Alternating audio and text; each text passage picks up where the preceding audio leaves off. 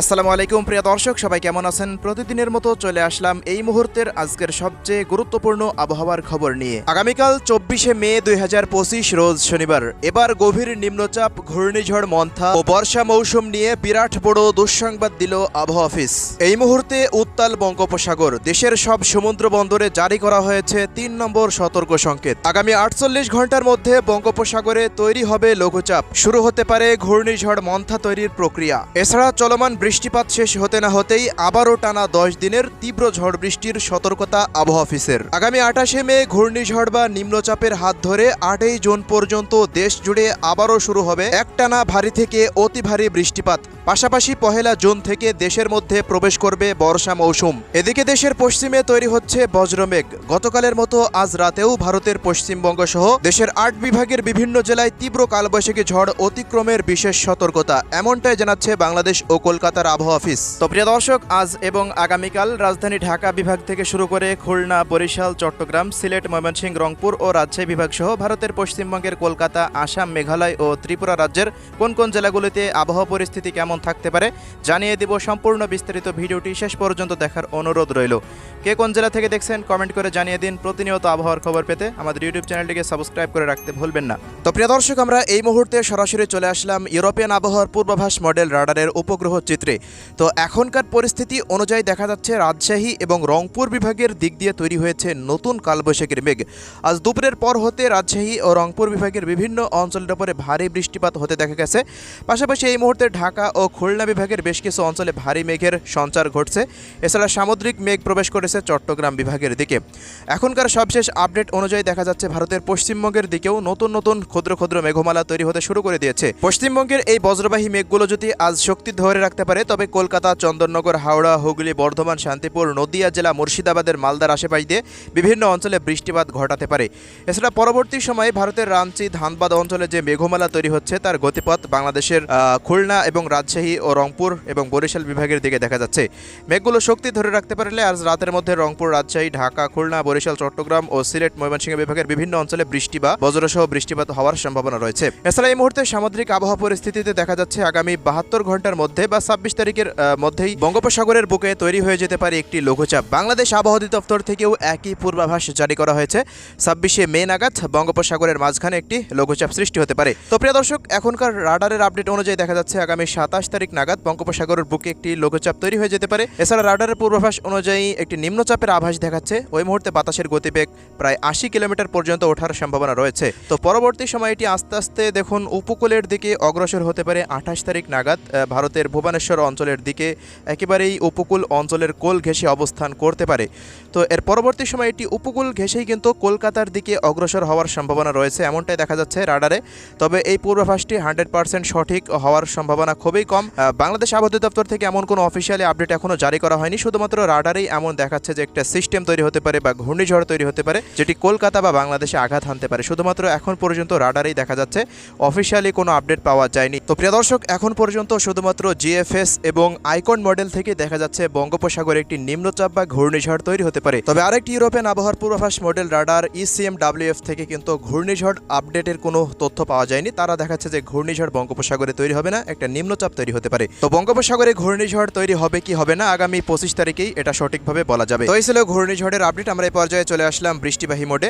শনিবার 24শে মে কোন কোন অঞ্চলে বৃষ্টিপাত হবে চলুন আমরা সেটি এক নজরে দেখে নিই। তো এখনকার সর্বশেষ আপডেট অনুযায়ী দেখা যাচ্ছে বরিশাল এবং চট্টগ্রাম বিভাগের প্রত্যেকটা জেলাতে আগামীকাল ব্যাপক হারে ঝড় বৃষ্টির তাণ্ডব থাকতে পারে। বিশেষ করে চট্টগ্রামের টেকনাফ, মহেশখালী, কক্সবাজার এই অঞ্চলের দিকে শক্তিশালী মেঘ প্রবেশ করতে পারে, সামুদ্রিক মেঘ, যা পরবর্তী সময় কুতুবদিয়া, থানচি, বান্দরবান, সাতকনিয়া, রাওয়ানছড়ি, রাজস্থলী, চট্টগ্রাম, হাটহাজারী, বিলাইছড়ি, রাঙ্গামাটি, ফটিকছড়ি, মানিকছড়ি, লংগদু, দীঘিনালা, খাগড়াছড়ি পর্যন্ত ছড়িয়ে যেতে পারে। এছাড়া ফেনী, নোয়াখালী, চৌমোহনী, লক্ষ্মীপুর, চাঁদপুর, হাজীগঞ্জ, লাকসাম, কুমিল্লা জেলা পর্যন্তও ছড়িয়ে যাওয়ার সম্ভাবনা রয়েছে। ব্রাহ্মণবাড়িয়ারও 2-1 অঞ্চলে কিছুটা অস্থায়ীভাবে আংশিক মেঘলা আকাশ থাকতে পারে।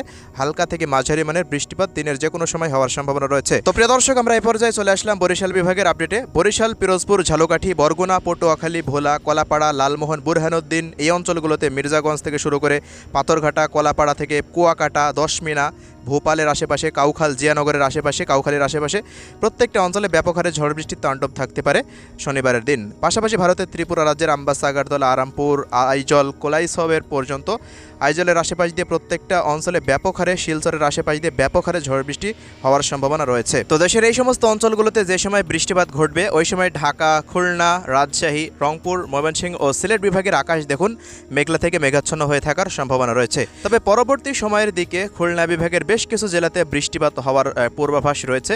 পাশাপাশি রংপুর বিভাগের জেলাগুলিতে রংপুর, দিনাজপুর, ঠাকুরগাঁও, পঞ্চগড়, নীলফামারী, লালমনিরহাট, কুড়িগ্রাম, গাইবান্ধার আশেপাশে, কালাহর, সাইদপুর, দেবীগঞ্জ, জলঢাকা দেখুন এই অঞ্চলগুলোতে বেশ কিছু স্থানে বৃষ্টি বা বজ্রসহ বৃষ্টিপাত অতিক্রম করতে পারে এমনটাই দেখা যাচ্ছে। চিলমারি, এদিকে চররাজীপুর, বাহাদুরাবাদের আশেপাশেও বৃষ্টিপাত হতে পারে।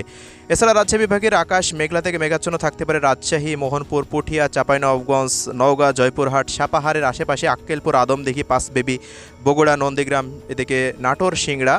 এছাড়া সিরাজগঞ্জ, তারাশের আশেপাশে দু এক অঞ্চলে কিছুটা বিক্ষিপ্ত আকারে বৃষ্টিপাত পরবর্তী সময় হতে পারে বিকেলের পর হতে রাতের মধ্যে। এছাড়া এদিকে ময়মনসিংহ বিভাগের শেরপুর, জামালপুর, নেত্রকোনা, ময়মনসিংহ, নলিতাবাড়ির আশেপাশে, ফেনারবাগ, বাহাদুরাবাদের আশেপাশে বেশ কিছু স্থানে বৃষ্টিপাতের সম্ভাবনা রয়েছে। এছাড়া প্রিয় দর্শক, এদিকে খুলনা বিভাগের জেলাগুলির আকাশ দিনমান মেঘলা থাকলেও পরবর্তী সময়ে কুষ্টিয়া, মেহেরপুর, চুয়াডাঙ্গা, ঝিনাইদহ, মাগুরা এই অঞ্চলগুলোতে যশোর, নড়াইল, অভয়নগর, সাতক্ষীরা, শ্যামনগর, শ্রীকান্তপুর, মোংলা, বাগেরহাট, খুলনার দৌলতপুরের আশেপাশ দিয়ে সুন্দরবন অঞ্চলের দিকে কিন্তু বিক্ষিপ্ত বৃষ্টিপাতের একটা সম্ভাবনা রয়েছে।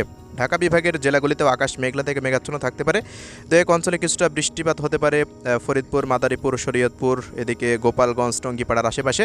পরবর্তী সময় কিশোরগঞ্জ, কটিয়াদি, বালুখা, গাজীপুর, টাঙ্গাইল, মানিকগঞ্জ এই অঞ্চলগুলোতেও, মুন্সিগঞ্জ, নরসিংদীর আশেপাশে কিছুটা বৃষ্টিপাত থাকার সম্ভাবনা রয়েছে। এছাড়া সিলেট, সুনামগঞ্জ, মৌলভীবাজার, হবিগঞ্জ, লাখাইয়ের আশেপাশে বেশ কিছু স্থানে বৃষ্টি বা বজ্রসহ বৃষ্টিপাত অতিক্রম করতে পারে রাত্রিকালীন সময় এমনটাই আবহাওয়ার পূর্বাভাসে দেখা যাচ্ছে। দিনের বেলায় বেশ কিছু স্থানে আকাশ মেঘলা থেকে মেঘাচ্ছন্ন হয়ে থাকতে পারে। এছাড়া প্রিয় দর্শক, ভারতের পশ্চিমবঙ্গের উত্তর 24 পরগনা, দক্ষিণ 24 পরগনা, পূর্ব মেদিনীপুর, পশ্চিম মেদিনীপুর, ঝাড়গ্রাম, হাওড়া, হুগলি, চন্দননগর, শান্তিপুর, কলকাতা শহর থেকে শুরু করে দিকে মালদা, মুর্শিদাবাদ, পূর্ণিয়া, বাঁকুড়া, বর্ধমানের আশেপাশ দিয়ে কাটোয়া এই অঞ্চলগুলোতে ব্যাপক হারে বৃষ্টিপাতের সম্ভাবনা রয়েছে। দিনমান সারাদিনে আকাশ মেঘলা থেকে মেঘাচ্ছন্ন থাকবে পশ্চিমবঙ্গের প্রত্যেকটা জেলাতে। উত্তর দিনাজপুর, দক্ষিণ দিনাজপুরেও পরবর্তী সময়ে বৃষ্টিপাত ঘটতে পারে। এছাড়া দার্জিলিং, জলপাইগুড়ি, আলিপুরদুয়ার, কোচবিহার, কালিম্পংয়ের আশেপাশ দিয়েও আকাশ মেঘলা থেকে মেঘাচ্ছন্ন হয়ে থাকার সম্ভাবনা রয়েছে। আসাম, মেঘালয় রাজ্যেও শিলং, গৌহাটির আশেপাশে, তুরার আশেপাশেও এমন পরিস্থিতি বিরাজমান থাকতে পারে সর্বশেষ পরিস্থিতি অনুযায়ী দেখা যাচ্ছে। তবে চলমান বৃষ্টিপাত 25 তারিখের পর থেকে আরও কিছুটা বৃদ্ধি পাওয়ার সম্ভাবনা রয়েছে। দেখুন, ভারতের পশ্চিমবঙ্গের 23টি জেলা সহকারে বাংলাদেশের 64টি জেলার প্রত্যেকটা অঞ্চলের ওপর দিয়ে বিক্ষিপ্ত আকারে বৃষ্টিপাত আগামী 26 তারিখ থেকে আরও তীব্রতর আকার ধারণ করার সম্ভাবনা রয়েছে। তবে চলমান ভ্যাবসা গরমটা কিছুটা থাকবে, বৃষ্টি এবং ভ্যাবসা গরম দুটোই একসাথে চলমান থাকতে পারে। তবে আগামী 29 তারিখের পর থেকে তো দেশের মধ্যে নিম্নচাপ বা ঘূর্ণিঝড় প্রবেশ করবে, ওই মুহূর্তে বর্ষা মৌসুমও প্রবেশ করে যাবে। একই সাথে তিনটি জিনিস তাণ্ডব চালাবে দেশের বুকে, এমনটাই দেখা যাচ্ছে এই মুহূর্তে।